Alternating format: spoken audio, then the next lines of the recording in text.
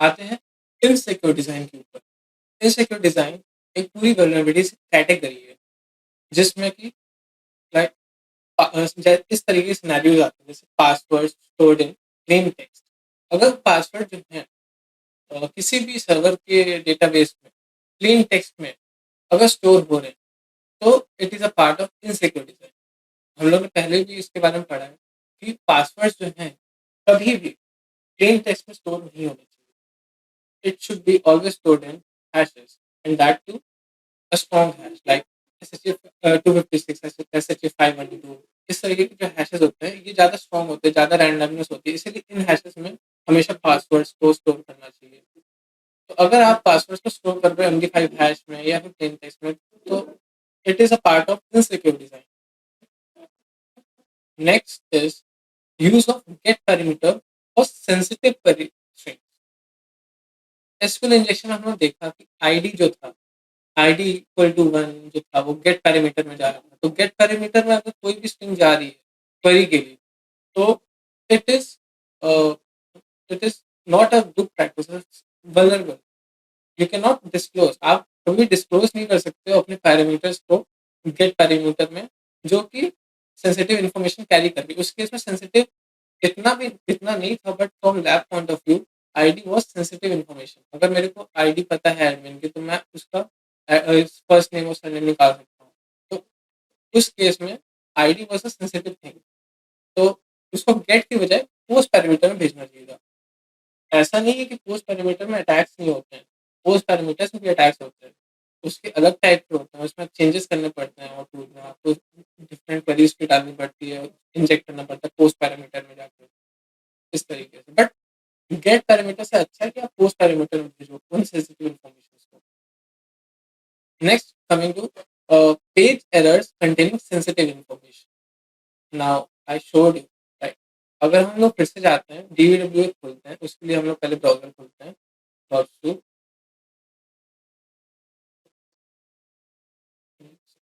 Start.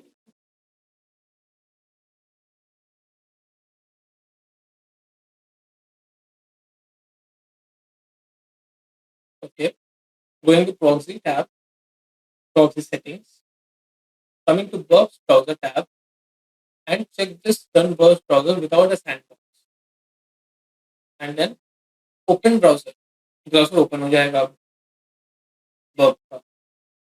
ठीक, अब मैं जाऊंगा 159 डीवीडब्ल्यूए को मैं एक्सेस करूंगा, 159 89 162 147। इस पे हमारा डीवीडब्ल्यूए की वेबसाइट है। अब लॉग इन करूंगा एडमिन, एंड पासवर्ड इसका पासवर्ड है।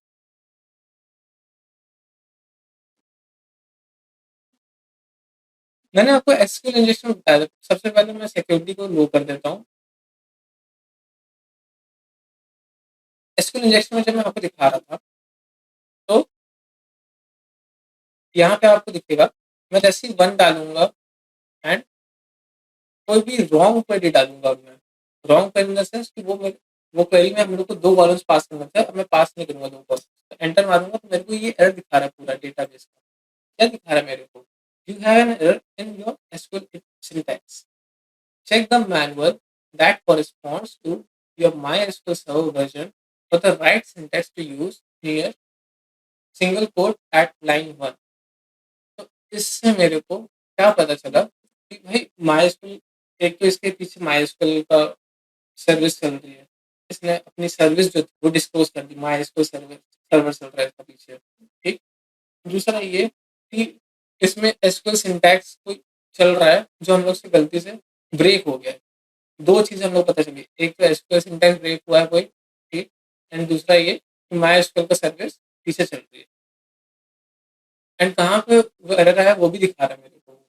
तो ये सच टाइप ऑफ एरर्स। अगर मैं उस पे जाऊँ फाइल इंक्लूजन पे, फाइल इंक्लूजन में हम लोग कोई भी अगर फाइल टाइप करते हैं जो कि प्रेजेंट नहीं करती है, जैसे abc.php, तो इसने देख इतने सारे मेरे को ब्राउजर के ऊपर एरर्स लिख के दिखा दिए। क्या दे रहा है मेरे को वार्निंग कि वार्निंग इंक्लूड abc.php। तो अब इससे मेरे को सोर्स कोड का भी पता चला कि सोर्स कोड में इंक्लूड फंक्शन यूज हो रहा है बैक एंड में। जो पीएचपी है। तो उसमें इंक्लूड फंक्शन जो है वो ट्राई कर रहा है एबीसी डॉट पीएचपी को इंक्लूड कराने की ब्राउज़र के अंदर क्लाइंट साइड में। ऑल्सो इट इज़ सेइंग कि नो सच फाइल और directory in var www dvwa vulnerabilities fi index.php on line 35। ठीक, तो एक कोई फाइल है उसका पूरा पाथ दिया हुआ है यहाँ पे, जो कि नहीं होना चाहिए था। ये पूरा फाइल का पाथ जो है नहीं होना चाहिए था यहाँ इस एरर में, और ये एरर शो नहीं करना चाहिए। नेक्स्ट एरर मेरे को दिखा रहा है कि USR share PHP, USR share peer, कुछ मेरे को सेंसिटिव इन्फॉर्मेशन मिल रही है, मेरे को इस चीज़ पर नहीं एक्सेस होना चाहिए, मेरे को नहीं पता होना चाहिए। इवन मेरे को कौन सी डायरेक्टरी के अंदर, कौन सी फाइल है अंदर जो पब्लिकली एक्सेसिबल नहीं है, उसका भी अगर पता चल रहा है तो that is also sensitive information for me. यहाँ पे मेरे को इंक्लूड पाथ का पता चल रहा है। एंड हाँ, एक और चीज कि इससे मेरे को एटलीस्ट ये पता चल रहा है कि जो इंडेक्स डॉट पीएचपी फाइल है उसके उसके अंदर एटलीस्ट 35 लाइन ऑफ कोड तो लिखा ही लिखा गया है। ओके, तो ये जो एरर्स ये आपके उसमें वेबसाइट्स या फिर किसी भी सॉफ्टवेयर के अंदर नहीं शो होना चाहिए। कई बार ऐसा होता है कि जो रेपुटेड कंपनीज हैं जैसे जियो एंड ऑल, जितनी भी रेपुटेड कंपनीज हैं उसमें लोग 0 डेज़ निकालते हैं इन एरर्स के बेसिस पे, कि वो एरर कुछ ऐसा अलर्ट वगैरह में कुछ आ गया और उस एप्लीकेशन को फिर उन्होंने ब्रेक करने का ट्राई किया उससे, क्योंकि उसमें सेंसिटिव इन्फॉर्मेशन थी। Okay, coming back to the slides.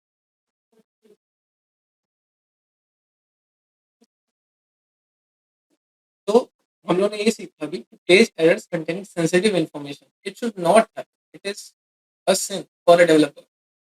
Developer को डेवलपर ने अगर सिक्योर कोडिंग नहीं करी है तो हम लोग को ये सारी सेंसिटिव इन्फॉर्मेशन पता चलती है। Okay, now coming to file upload vulnerability. इससे पहले हम लोग ये डिस्कस करते हैं बिजनेस लॉजिक एरर्स के बारे में। फाइल अपलोड को विल सी प्रैक्टिकली कैसे करते हैं चीजें। उससे पहले हम लोग डिस्कस करते हैं business logic errors. Business logic errors क्या होते हैं? Coming back to our notepad. तो अब बिजनेस लॉजिक एरर में लाइक सब लोग शॉपिंग तो करते हैं फ्लिपकार्ट पे, अमेजोन पे, हर जगह कहीं ना कहीं या दूसरे किसी ई कॉमर्स वेबसाइट पे करते ही होंगे। ठीक, तो उसमें बेसिक से इंटरफेस तो मिलता है जिसमें आपको प्रोडक्ट नेम पता होता है, ठीक, प्रोडक्ट प्राइस पता होता है, डिस्काउंट्स पता होते हैं, आपको कितना डिस्काउंट मिल रहा है, कहीं 25% ऑफ है, कहीं आपको कैशबैक मिल रहा है किसी चीज़ का, ठीक, ये पता है आपको। आपको क्वांटिटी पता है उस चीज़ की कितनी आ रही है। आप सेलेक्ट करते हो कि मेरे को 1 चाहिए, 2 चाहिए, प्लस कूपन प्लस सिंबल लगा लगा होता है जिसमें आप क्वांटिटी इंक्रीज़ करते हो, माइनस सिंबल से आप क्वांटिटी डिक्रीज़ करते हो। And then details about the product.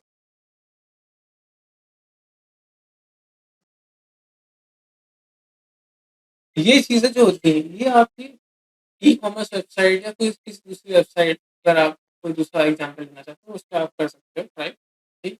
But basically अगर ई कॉमर्स के बिहाफ पे देखें तो ये चीज़ें तो होती ही होती हैं हर ई कॉमर्स वेबसाइट पे। Product name, product price, discounts, quantity and all. मान लेते हैं कि आपके प्रोडक्ट का नेम था, आपके प्रोडक्ट का नेम था कोई भी ऐसी कोई प्रेशियस चीज़, जैसे लैपटॉप जो होते हैं बहुत हाई प्राइस का जो होगा लैपटॉप ले लेते हैं। लैपटॉप उसका प्राइस रखते हैं हम लोग। लैपटॉप ऑब्वियसली प्रीशियस ही है डेवलपर्स के लिए तो, ठीक है। प्रोडक्ट की प्राइस रखते हैं हम लोग 1,15,000। 1,15,000 नॉट, इसका तो करोड़ हो जाती है। ओके, 1,15,000। डिस्काउंट्स जो है इसमें नील है, आपको कोई डिस्काउंट नहीं दे रहा है। 1,15,000 रुपीज़ का आपको प्रोडक्ट मिल रहा है,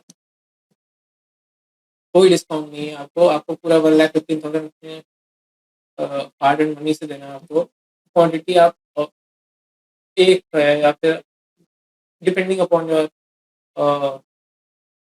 यूज़ केस। अगर आप ऑर्गेनाइज़ेशन में 2, 3, 4 जितना भी, बट अगर पर्सनल यूज़ है तो एक ही आप ऑब्वियसली लोगे। डिटेल्स आप लोगे जैसे डिटेल्स में लिखी होंगी जैसे कि 32 जीबी रैम हो गया, ये अभी एग्ज़ाम्पल में बिल्ड कर रहा हूँ।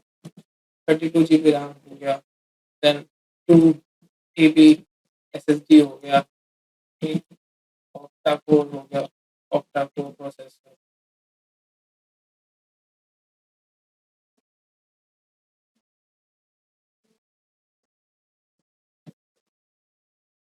फोर के रेजोल्यूशन है आपका, ठीक, और भी बहुत डिफरेंट, मतलब जितना भी आप डिटेल लिखना चाहते हो आप देखो, ठीक है। जैसे ही आप कंफर्म करोगे अपना ऑर्डर, आप आपने बोला ठीक है मेरे को एक चाहिए, go to cart, add to cart किया, ऐड टू कार्ट करने के बाद आपने confirm my order, confirm my order किया जब आपने, ठीक है, तो बेसिकली आपने सेंड कर दिया अपना, मतलब जो रिक्वेस्ट है कि मेरे को I approve my order for product laptop which is of price 1,15,000, कोई डिस्काउंट नहीं है, आप पूरा 1,15,000 अपने पॉकेट से दे रहे हो, ठीक, क्वांटिटी आपकी एक ही है, ठीक। पर जैसे ही आप रिक्वेस्ट भेजोगे तो आप वर्ब से क्या कहते हैं रिक्वेस्ट को इंटरसेप्ट करोगे। हम लोग ने इतनी बार अभी रिक्वेस्ट को इंटरसेप्ट किया वर्ब के थ्रू, तो आपने रिक्वेस्ट को इंटरसेप्ट किया। जैसे ही आप रिक्वेस्ट को इंटरसेप्ट करोगे तो उसमें आपको इस तरीके की कुछ क्वेरी दिखेगी कि product ID is equals to 231 randomly, then product price price is equals to 115,123 1,15,000 and discounts is equals to nil and quantity is equals to 1 and confirm equals to yes। इस तरह की कुछ पोस्ट रिक्वेस्ट जाएगी, एक post में request जाएगी, post में gate नहीं है, ओके, मेक श्योर गेट में नहीं जाएगी, पोस्ट में जाएगी, ठीक। अब बहुत ही एकदम न्यू और न्यूली बिल्ड कोई ई कॉमर्स वेबसाइट है, क्या पता उनसे मिस्टेक हो जाए कि वो गेट पैरामीटर्स में ये सारी चीज़ें भेजे, बट मोस्टली क्या होता है, इट हैपेंस कि ये जो डिटेल्स हैं प्रोडक्ट की, आपके ऑर्डर की, ये सारी जो चीज़ें हैं ये पोस्ट पैरामीटर में जाती है, पोस्ट मेथड में जाती है। तो अब एज एन अटैकर और as a hacker, what can you think, आप क्या चाहोगे इसमें एक्सप्लॉइट करना, कि भाई मैं चाहूँगा कि प्राइस, क्या पता प्राइस मेरे से, मैं मेरे को ज़्यादा पैसे नहीं है मेरे पास, 1,15,000 नहीं है मेरे पास अगर, तो अटैकर चाहेगा कि अच्छा इसका प्राइस कम कर देता हूँ मैं, प्राइस में आज करने को, तो इसका प्राइस कम करने का ट्राई करूँगा मैं। एक डिस्काउंट्स हैं, अगर डिस्काउंट्स वाला एक यहाँ पे फ़ील्ड है, तो मैं चाहूँगा कि अच्छा मेरे को डिस्काउंट्स मिल जाए, ठीक। मैं चाहूँगा कि 50% या 65%, 70% ऐसा कुछ डिस्काउंट मिल जाए ताकि बहुत कम प्राइस हो जाए इसकी, या 100% हो जाए, एकदम फ्री में मिल जाए मेरे को। एक क्वांटिटी जो है ऑब्वियसली 1 ही है, बट अगर मैं किसी एक चीज़ को भी यहाँ पे टैम्पर कर पा रहा हूँ, ठीक, तो मैं चाहूँगा कि अच्छा फ्री में मेरे को 10 लैपटॉप मिल जाए या 100 लैपटॉप मिल जाए या 50 मिल जाए, इस तरीके से, ठीक। तो ऐसा ना अटैकर या एज़ एन हैकर आप ऐसे पैरामीटर्स के ऊपर ट्राई कर सकते हो अपना रिक्वेस्ट को मैनिपुलेट करने का। तो अच्छा ठीक है, मैंने ट्राई किया कि इसको रहने देते हैं, इसको कॉपी करके न्यू लाइन मैंने लिखा कि प्रोडक्ट प्राइस जो था वो मैंने किया 11 एंड सेंड कर दिया ये वाली रिक्वेस्ट जो थी सर्वर को, और सर्वर ने एक्सेप्ट कर लिया, और मेरे को जो पूरा 1,50,000 15,000 का जो पूरा लैपटॉप था, उसके लिए मेरे को सिर्फ 11 रुपए देने पड़े। 11 रुपीज़ मेरे को बस पे करने पड़े for one laptop which was costing 1,15,000। Okay, this was the scenario 1। Okay, it might happen कि अच्छा वहाँ पे बैकएंड में जो था सर्वर साइड में उन्होंने कुछ ऐसे कंडीशंस लगा के रखी कि उसको उसने डिटेक्ट कर लिया कि आपने यहाँ पे टैम्पर किया है कुछ, तो वो आपकी रिक्वेस्ट आगे फॉरवर्ड ना करे। तो उस केस में क्या है कि 1,15,000 तो अटैकर ने ऐसे ही रखा, बट डिस्काउंट्स वाला जो पोर्शन था, माइट भी डिस्काउंट्स वाला पोर्शन इज वनरेबल। तो डिस्काउंट्स वाला पोर्शन जो था उसने सोचा कि मैं ट्राई करता हूँ कि 85 ऐसे ऐसे बस 85 लिखता हूँ मैं, ठीक। तो क्या पता बैकएंड में कुछ हो जाए, कुछ मैनिपुलेशन हो जाए। जैसे ही उसने भेजा 1,15,000, तो उसमें उसने देखा कि अच्छा ऑर्डर एक्सेप्ट हो गया और उसको 85% का डिस्काउंट मिल गया उस पर्टिकुलर 1,15,000 के अमाउंट पे। तो अब उसके लिए वो चीज़ चीप हो गई। ठीक ठीक है, अगर बैकएंड में क्या पता इसका भी इन लोगों ने पीछे फ़िल्टर्स, कंडीशंस लगा के रखी हैं कि इस with the help of which they are able to get कि यहाँ पे इन लोगों ने टैम्परिंग करी है। तो उस केस में तो कुछ नहीं, अब क्वांटिटी बोलेगा कि अच्छा क्वांटिटी जो है मैं 1,15,000 तो ठीक है मैं दे दूँगा। क्या मैं ऑर्गनाइज़ेशन को किसी दूसरी तरीके से हार्म कर सकता हूँ? हार्म किसी भी फॉर्म में, चाहे वो लॉस करवा के। अभी तक क्या था कि उसने फ्री में चीज़ें उठाई, डिस्काउंट में चीज़ें उठाई। वो चाहेगा कि अच्छा ठीक है मैं क्वांटिटी जो है ये 1, इसको मैं चाहता हूँ कि 1 से हटा के मैं यहाँ कर देता हूँ 10, तो मेरे को 10 लैपटॉप 1,15,000 में मिल जाएगा। Which is profitable for the attacker but not for the organization. अगर रिक्वेस्ट गई एक्सेप्ट हो गई तो obviously he will get all the laptops delivered. But अगर ज़्यादा सिक्योर्ड है अगर ऑर्गेनाइजेशन, फ्लिपकार्ट अमेजोन जैसे हुआ, तो उसमें क्या हुआ, वो पीछे कंडीशंस लगी होंगी, फिल्टर्स लगे होंगे टू चेक कि ये पूरी क्वेरी जो है it is good enough to go, इसमें कुछ मैलिशियस चीज़ नहीं है, we can work on this product. Okay, so in this form, इस तरीके से आप किसी भी बिजनेस लॉजिक को एक्सप्लॉइट करते हैं। This is a business logic only. आप इससे पूरा बिजनेस चला रहे हो अपना, ठीक है। पीछे पूरा कोड चल रहा है आपका, जिससे आप सिर्फ ऑर्डर ले रहे हो आप क्लाइंट से।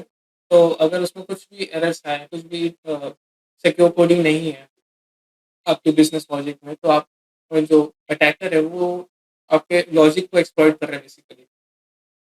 लॉजिक के एक्सपर्ट हो रहे हैं यहाँ पे। लॉजिक इन द सेंस कि यहाँ पे आप एक लैपटॉप आप फ्री में ले पा रहे हो, तो लॉजिक क्या है इस चीज़ में, है ना? आपका लॉजिक जो था पूरा कमांड, पूरा कोड का, बैकएंड कोड था, वो उसने लॉजिक पूरा एक्सप्लॉइट कर दिया पूरे सॉफ्टवेयर को, ठीक?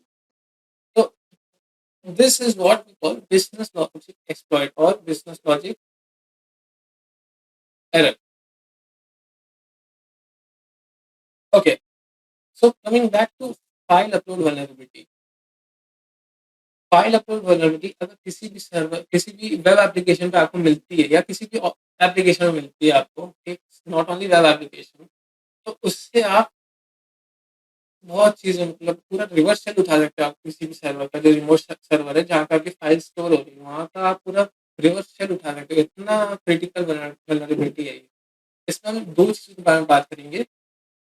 एक हम लोग लोग और एक मीडियम लेवल ऑफ सिक्योरिटी के ऊपर हम ट्राई करेंगे कि अगर कोई सिक्योरिटी लग जाती है तो उसको कैसे बाईपास करते हैं, और रिवर्सल ट्राई करेंगे गेन करने का। ठीक? इसके लिए हम लोग जाएंगे अपने अटैकर बॉक्स पे।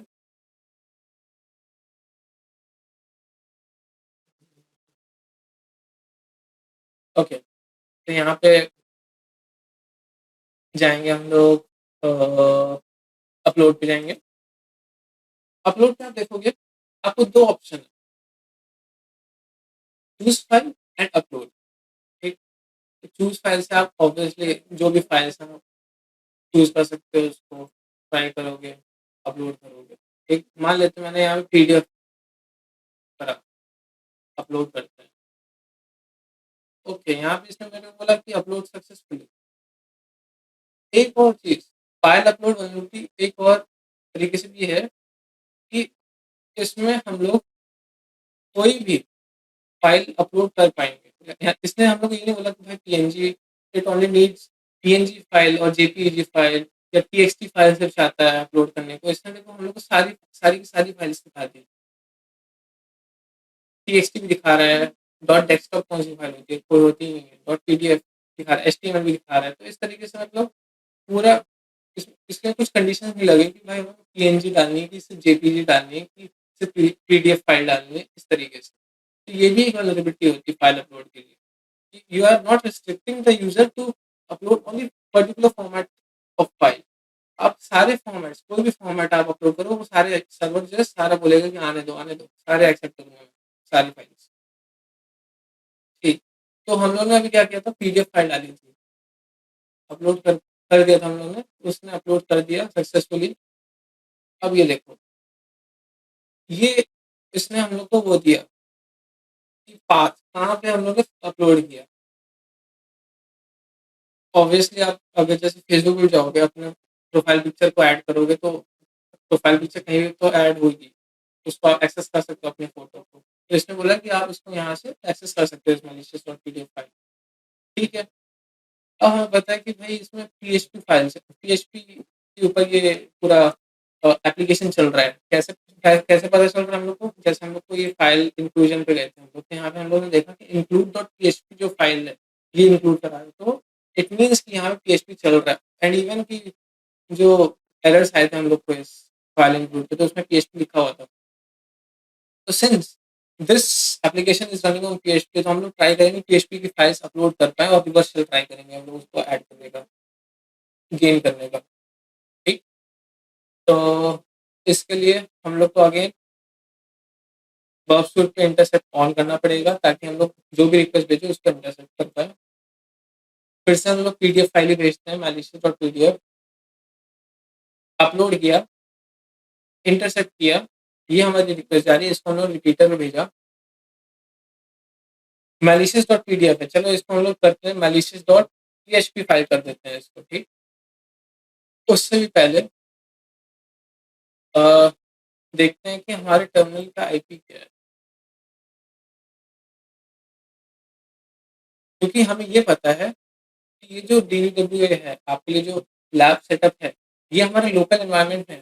ठीक, तो इसको स्कैन करके कि इसका इंटरनल आईपी क्या है, nmap -sn, हमारा पहले तो चेक करते हैं आईपी क्या है। इंटरनल आईपी ये है हमारी 172.17.0.2, और इसका जो मास्क है वो है /16, /16।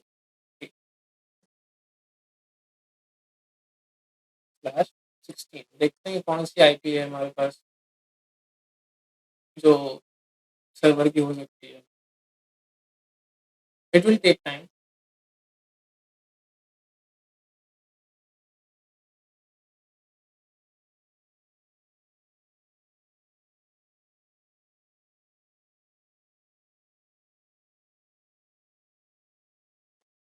ओके, ठीक है, तो यहाँ पे हम लोग को ये दिखा रहा है स्कैन जो है मैप का कि 172.17.0.1 host is up, host is up, इसने ये बता दिया। 172.17.0.2 तो हमारी आईपी है खुद की। तो ये जो सर्वर है, ये इस हाईवे में चल रहा है। ठीक, हमें चाहिए इसके ऊपर रिवर्स चेक का ट्राई करते चलो। पहले तो हम लोग कमांड इंजेक्ट करने का ट्राई करेंगे कि हम लोग उस सर्वर की जो शेल है उसके ऊपर हम लोग कमांड्स अपलोड कर पा रहे हैं कि नहीं। तो इसके लिए हम लोग एक एक्सपर्ट लिखते हैं। हाँ, ये था, इसको हम लोग ने इंटरसेप्ट किया हुआ है, इस रिक्वेस्ट तो अभी भी लोड हो रही है, पीएचपी कर दिया है। ये कंटेंट टाइप को भी हम लोग पीडीएफ से हटा के पीएचपी कर देते हैं, या फिर रहने देते हैं ऐसे ही। देखते हैं कि इसको ऐसे एक्सेप्ट करता है कि नहीं करता है। पीएचपी का कोड लिखते हैं, pass echo pass to pass through क्या होता है? पास थ्रू एक फंक्शन है पीएचपी का जिससे हम लोग ओएस लेवल के कमांड्स को एग्जीक्यूट करा सकते हैं अपने पीएचपी के थ्रू। तो यहाँ हमने लिखा डॉलर गेट, गेट पैरामीटर से चाहिए हमें, तो get dollar get CMD, parameter का नाम रहेगा सीएमडी। इस एप्लीकेशन से हम लोग ने क्या, इस कोड से हम लोग क्या करने का ट्राई कर रहे हैं कि इस कोड से हम लोग क्या करने का ट्राई कर रहे हैं कि हम लोग चाहते हैं जो फाइल अपलोड हो रही है उसके आगे हम लोग गेट पैरामीटर सीएमडी ऐसा लिखे, हम लोग गेट पैरामीटर सीएमडी लिखें क्वेश्चन मार्क लगा के, ठीक, क्योंकि गेट गेट है तो हम लोग यूआरएल के ऊपर लिख सकते हैं वो चीज़। तो CMD question mark CMD equal to और कुछ भी हम लोग स्ट्रिंग लिखे तो वो यहाँ पे पासवर्ड के अंदर चली जाए। इस कोड का बस इतना सिंपल सा बस लॉजिक है। ठीक है, चलो देखते हैं कि अपलोड हुई है कि नहीं हुई है। और हमारी फाइल का नाम है malicious.php, ये याद रखना पड़ेगा हम लोग को, ठीक। इसको भेजते हैं पहले रिपीटर के साथ, फिर हम लोग इंटरसेप्ट ऑफ करके एग्जीक्यूट हो गया पूरा। इसमें बोला कि हमारी फाइल यहाँ पे अपलोड हो गई सक्सेसफुली। डुप्लीकेट करते हैं इसको जरा टैब को, और डुप्लीकेट जो दूसरा टैब है उसके ऊपर हम लोग ये पूरा पाथ मेंशन कर देते हैं।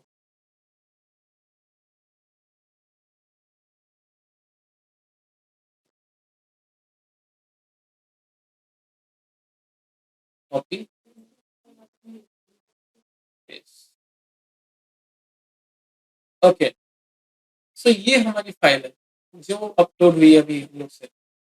अभी क्या कह रहा है? Warning pass through can not execute blank command, blank. हाँ, तो ये एरर आएगा, क्यों आएगा? क्योंकि हम लोग ने पास थ्रू के अंदर एक सीएमडी करके गेट पैरामीटर भी डाला, तो गेट पैरामीटर तो हम लोग को डालना पड़ेगा यहाँ पे भी, क्वेश्चन मार्क सीएमडी, जो गेट पैरामीटर का नेम था सीएमडी।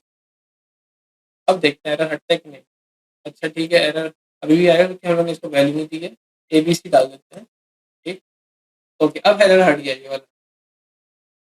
ट्राई करते हैं who am I, who am I जो कमांड है ओएस लेवल का, उसको ट्राई करते हैं एग्जीक्यूट कराने का। एग्जीक्यूटेड सक्सेसफुली, यहाँ पे उसने बोला www डेटा जो है ये हमारे ये हुआई का आउटपुट आया। ठीक है, कोई बात नहीं, अच्छी बात है। अब ट्राई करते हैं एलएस कमांड चलाने का, देखते हैं कि सारी जो फाइल्स वो लिस्ट करा पा रहे हैं कि हम लोग। ओके, फाइल्स भी हम लोग लिस्ट करा ली, डब्ल्यू ईमेल पीएनजी malicious.pdf जो हम लोग पहले अपलोड करी थी वो भी अभी पड़ी है यहाँ पे। malicious.php हम लोग ने अभी अभी जस्ट हम लोग ने ऐड करी है जिसके थ्रू हम लोग एक्सप्लॉइट कर रहे हैं, ठीक। अब ट्राई करते हैं रिवर्स शेल उठाने का। रिवर्स शेल कैसे उठा सकते हैं हम लोग? नेट कैट के थ्रू। नेट सिंस हम लोग सारे कमांड चला पा रहे हैं ओएस के, ठीक। यहाँ पे अगर मैं लिखूं कैट मैलिशियस, देखते हैं कैट करते हैं मैलिशियस डॉट पीएचपी, इसको अगर कैट कराऊं, ओके ठीक है, कैट नहीं हो रहा है। कैट, एक और चीज ट्राई करते हैं, कैट ईटीसी पासवर्ड, ये फाइल जो होती है इसमें सारे यूजर्स होते हैं, देखते हैं। हाँ, ये सारे करा दिए इसने कैट, पीएचपी वाली नहीं कराया कैट क्योंकि पीएचपी आपको दिखेगी नहीं क्लाइंट साइड पे एग्जीक्यूट होते हुए, ठीक है। तो since it is running all the OS level command, हम लोग ट्राई करेंगे नेट कैट के थ्रू रिवर्सल उठाने का।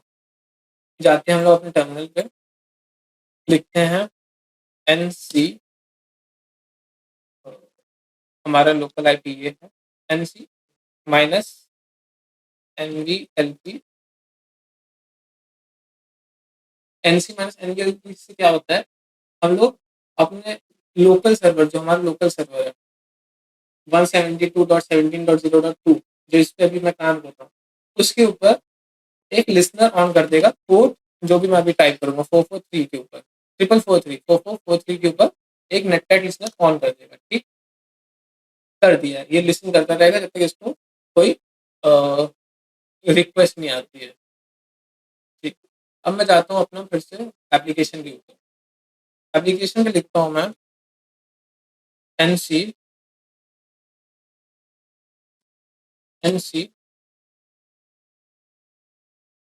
आईपी लिखता हूँ यहाँ पे 172 डॉट, क्या है आईपी हमारे सर्वर की, लोकल सर्वर, तो इसको मैं अपना खुद का आईपी देनी पड़ेगी इसको।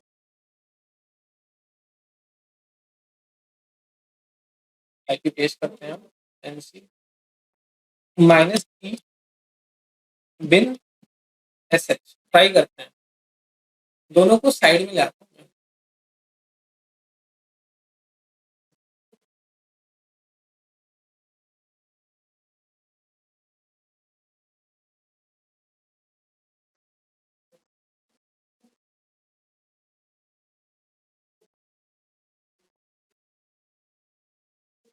ताकि आपको ज़्यादा अच्छा बेटर भी मिलता है।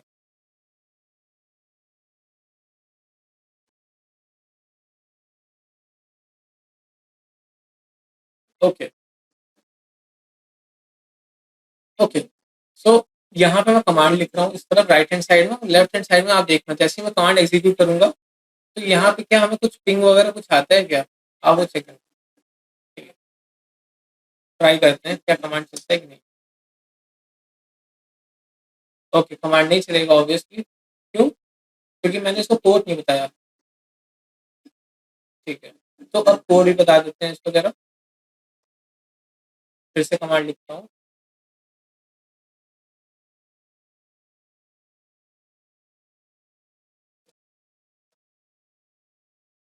पोर्ट है हमारा 4443, ये पूरी कमांड है हमारी। ठीक, बिना देखते हैं आता है क्या आगे। कनेक्शन रिसीव फ्रॉम 172.17.0.1, ये सर्वर है जिसके ऊपर DVWA चल रहा है, जिसपे हम लोगों ने फाइल अपलोड करी है। ठीक, एट पोर्ट 3958 फ्रॉम पोर्ट 39586, ये लोकल पोर्ट है उस सर्वर का, DVWA मेटास्प्लॉइटेबल सर्वर का। अच्छा, मैं करता हूँ who am I www data.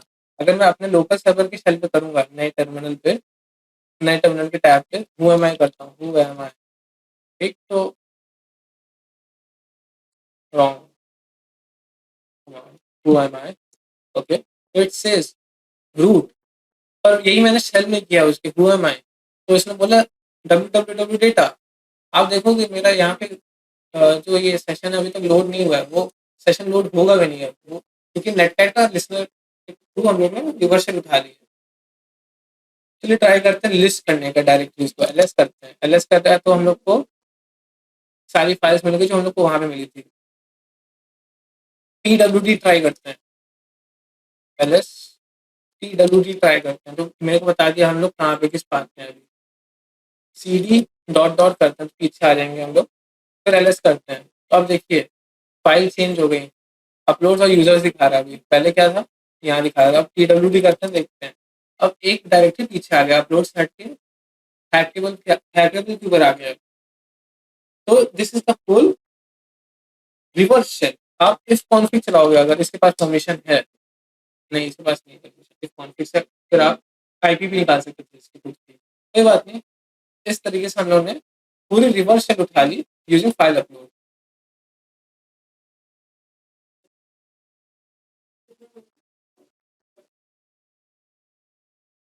Okay, तो यहाँ पे अब ये लोड भी हो गया। ठीक,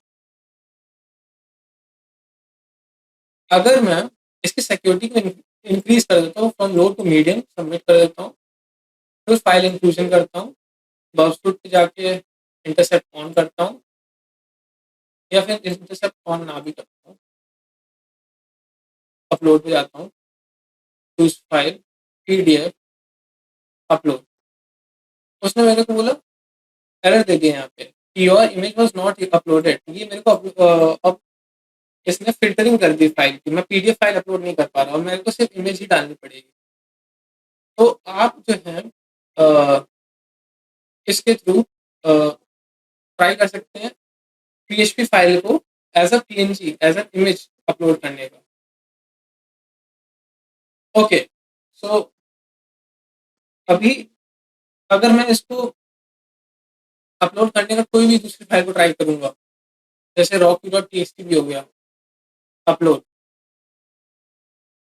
लोड हो रहा है, फाइल बड़ी लेकिन ओके, कनेक्शन रिमूव हो गया।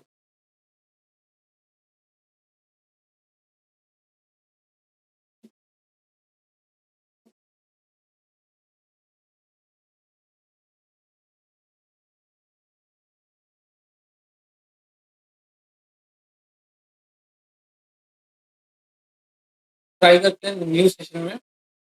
verb to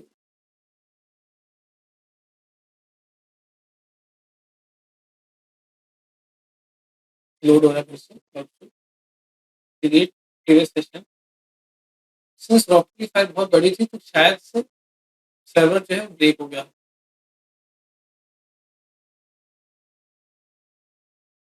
तो ऑब्वियसली प्रोक्सी सेटिंग्स,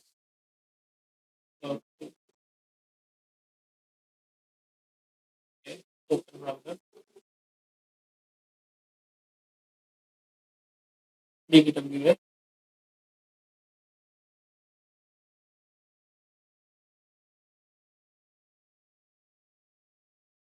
अगर मैं फिर से इसको हाई से लेकर मीडियम पे चला जाता हूँ, अपलोड करता हूँ फाइल को,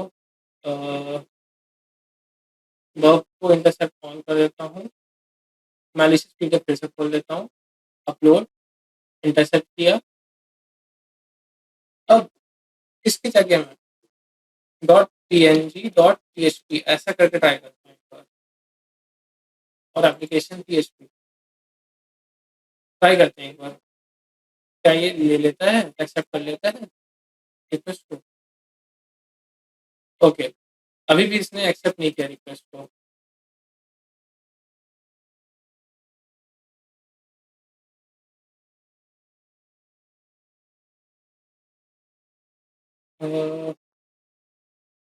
रिक्वेस्ट, ओके, फिर से ट्राई करते हैं एक बार, मैलिशियस पीडीएफ, अपलोड, इसको ट्राई करते हैं इमेज स्लैश एक्सपीएनजी, ट्राई करते हैं अपलोड करने का। ओके, अभी भी नहीं हुआ।